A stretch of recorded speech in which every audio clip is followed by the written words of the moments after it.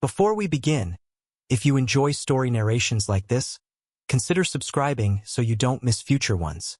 The first time my phone called itself. I almost ignored it. It was 11:47 p.m., raining outside, and I was standing alone in my kitchen waiting for water to boil. The apartment was quiet except for the low hum of the refrigerator and the occasional hiss of tires outside my building below. Then my phone began vibrating across the counter. I glanced down casually and froze because the incoming caller ID showed my own number, not unknown, not. No caller ID, my actual number, my contact. Photo, my name. For a second, my brain genuinely refused to process what I was seeing. I remember staring at the screen while the vibration rattled against the marble. Countertop, once, twice, 3 times. Then instinct took over. I answered, "Hello?" At first, there was only static, then breathing. Slow, uneven, close enough to sound like someone standing directly behind me. "Who is this?" I asked. The breathing stopped, and then the voice spoke, my voice. Not similar, not close. Mine, the exact same cadence, the same tone, the same slight rasp I get when I'm tired, and it said, "You're not supposed to answer," the kettle screamed. Behind me, I nearly dropped the phone. Every muscle in my body locked instantly. Because hearing your own voice coming from somewhere, it shouldn't exist. Does something primal to your brain. It bypasses logic. It feels wrong on a biological level. I forced out a nervous laugh. "Okay.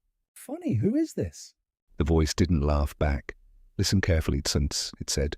"Do not hang up." My hands started trembling.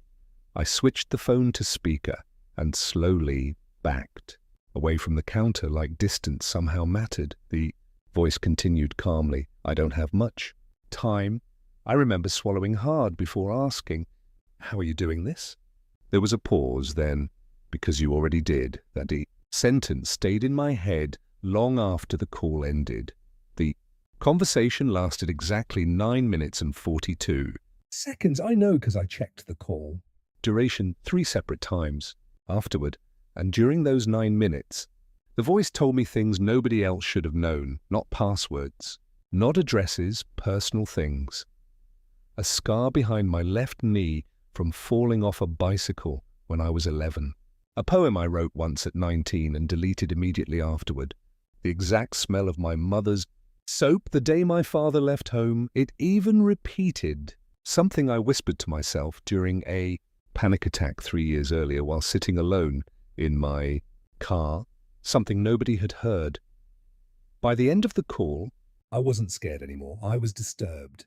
In a way I couldn't explain, because the voice didn't sound threatening.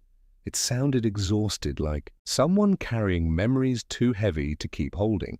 Before disconnecting, it said one final thing: "Buy a blue notebook tomorrow." Then the line died. I didn't sleep that night.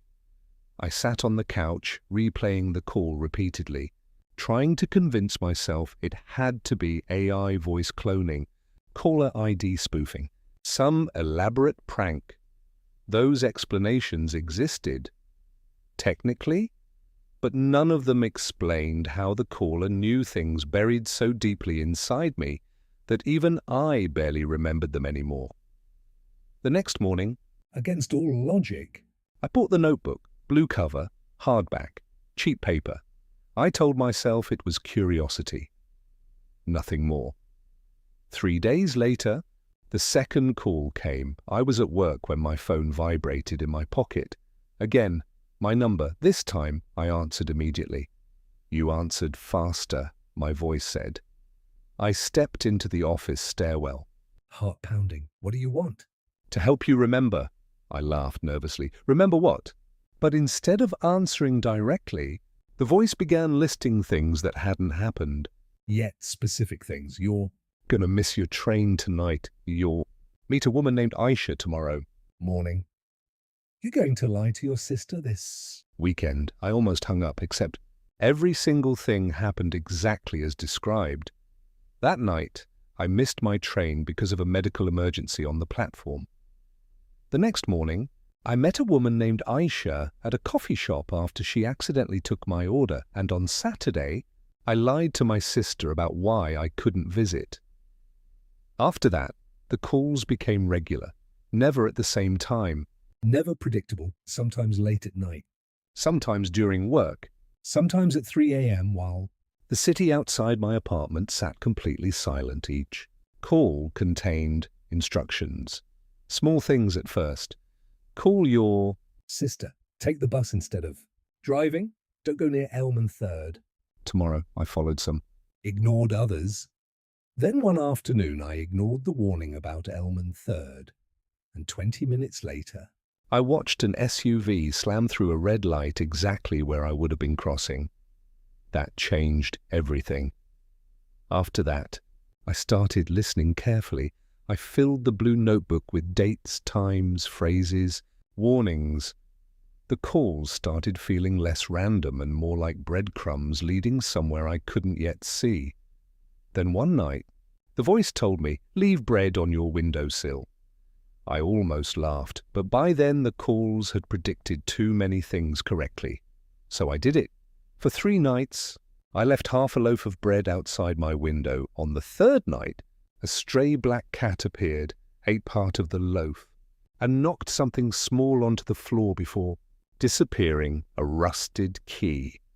I stared at it for almost an hour, before realizing it matched a tiny wooden box hidden in the back of my closet, a box I had completely forgotten existed. Inside was an old Polaroid photograph, me as a child, standing beside a lake, and written on the back in handwriting identical to mine, "Remember the lake." The moment I saw that sentence, something shifted inside me because I suddenly remembered the lake, the smell of algae, hot summer air, a man teaching me how to skip stones across water, and one detail that made my chest tighten instantly. He used to call me Zara, a name nobody had spoken in over 15 years. That night I answered the next call before the first ring finished. "Who are you?" Silence. Then my voice replied softly, "You already know." I started investigating after that. I contacted my phone carrier. Nothing unusual. I spoke to an audio engineer friend named Amir who analyzed the recordings. He confirmed something terrifying. "It's your voice," he told me quietly. "But there's something layered underneath it."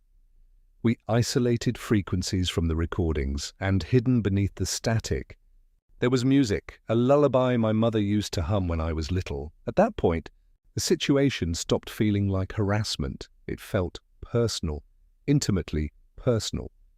Then things escalated.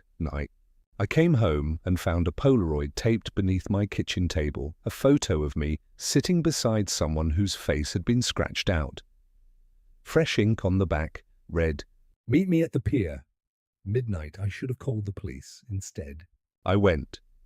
The old pier sat at the edge of the harbour, like the skeleton of something forgotten.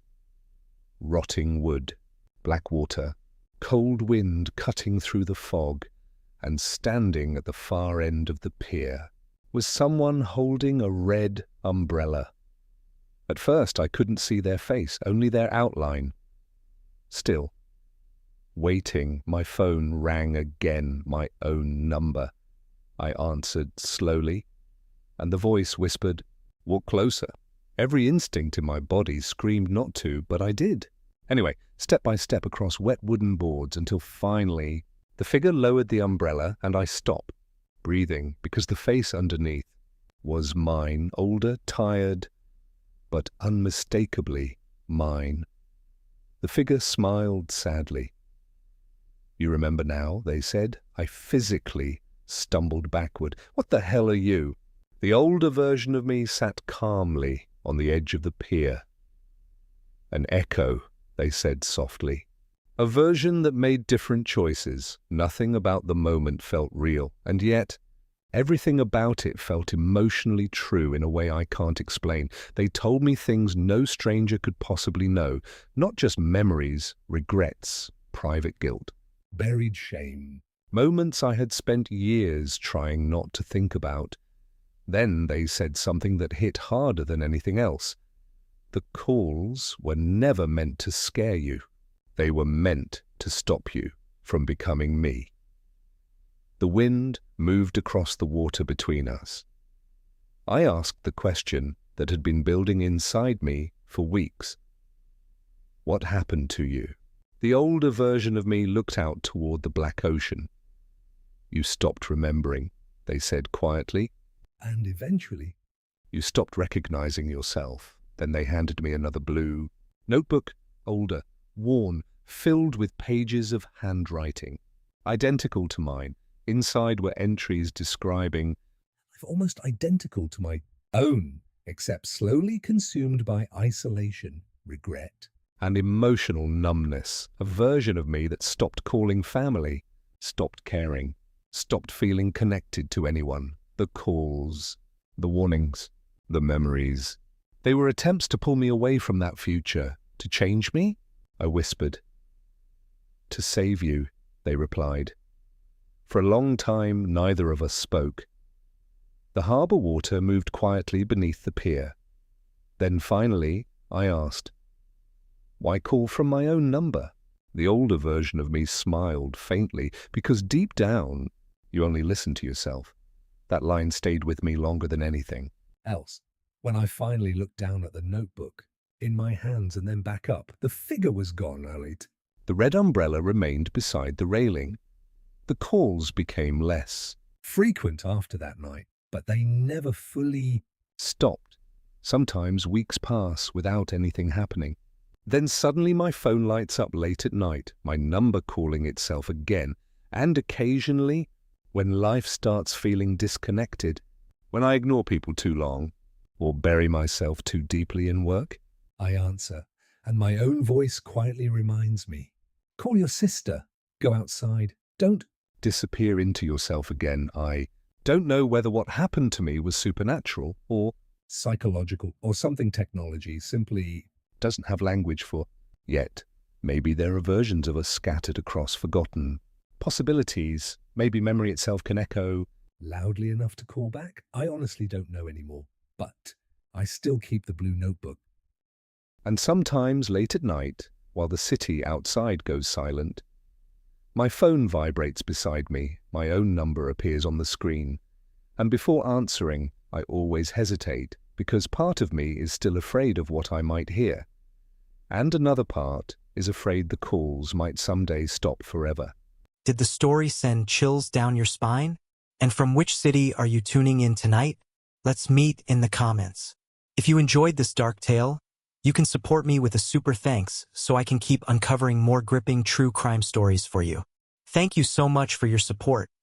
It helps me bring even more suspenseful narratives to life. I'm looking forward to your thoughts on this mystery. There's a lot more waiting for you on my channel. Don't forget to subscribe, like, and share. See you in the next chilling story with intrigue and respect.